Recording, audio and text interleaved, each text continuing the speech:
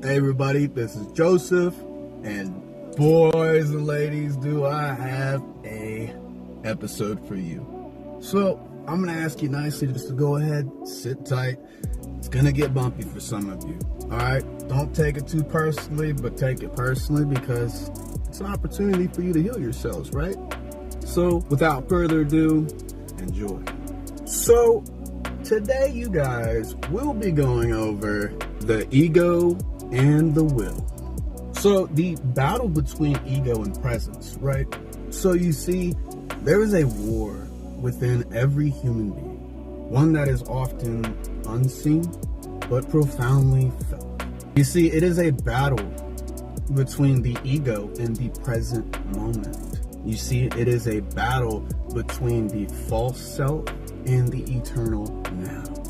So you see, the ego is a construct, right? It's really just a shadow that just feeds on these past regrets and these future anxieties that just don't even exist.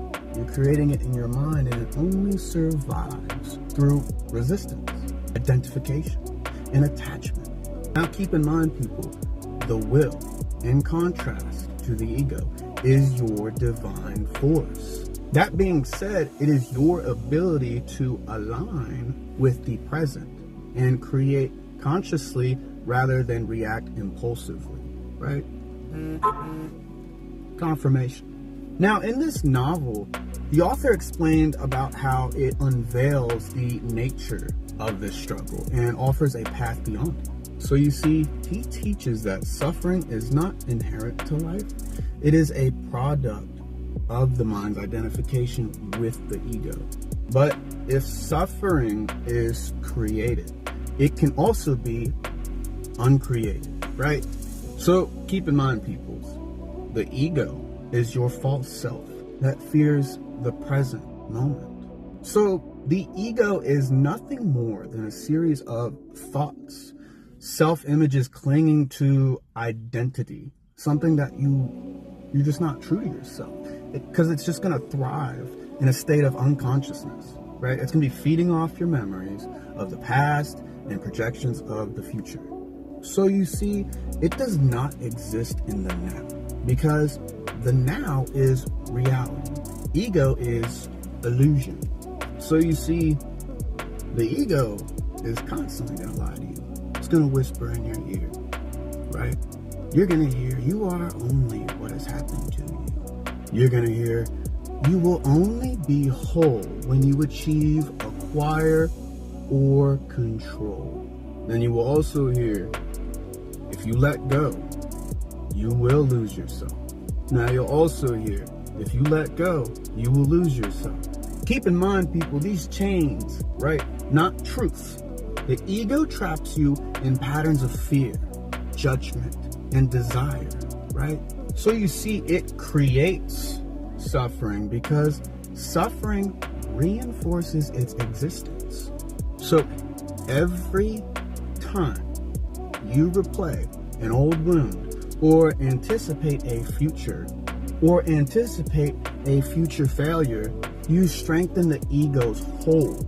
So keep in mind, people, the will, that is your power to step beyond the ego. So in order to transcend the ego, you must summon the highest form of human power, and that is will. But it is not the will to dominate or force, right? Rather, the will to be present, okay? You see, true will is the ability to break free from unconscious patterns and surrender fully to the now. So what I want you guys to understand is that this is not weakness. It is the greatest strength.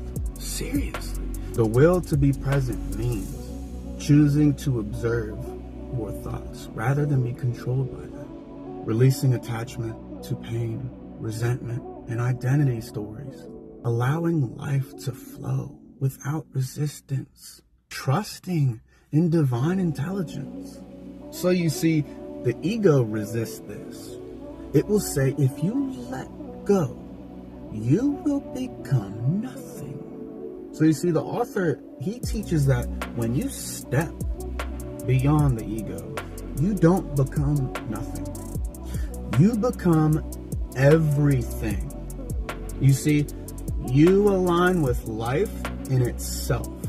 So what you're going to do is that you're going to move from struggle to flow, from fear to power, from thought to awareness. So in terms of talking about living beyond the ego, right? That's what we all want to know. Like, what is he talking about? Whatever. I love it. So one, you're going to observe the ego without judgment, right? You got to be conscious about it. Because like the moment you notice an egoic reaction that you got going on, you weaken its grip, right? You got to notice those things about yourself. You see it, you acknowledge it, and let it pass like a cloud in the sky. It's so simple. You know, when you acknowledge the Most High, you just think of it, speak of it, acknowledged, enlightenment. 2, I need you to anchor yourself in the present, right? So you're going to use your breath. You're going to use the sensation or nature to return to the now. You know, like I want you to feel your hands, listen to a bird song, right?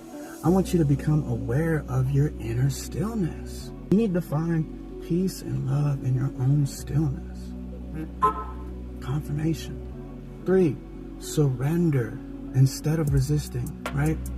So keep in mind, people, resistance is the ego's weapon. So willpower is the choice to flow with life rather than against it. Confirmation.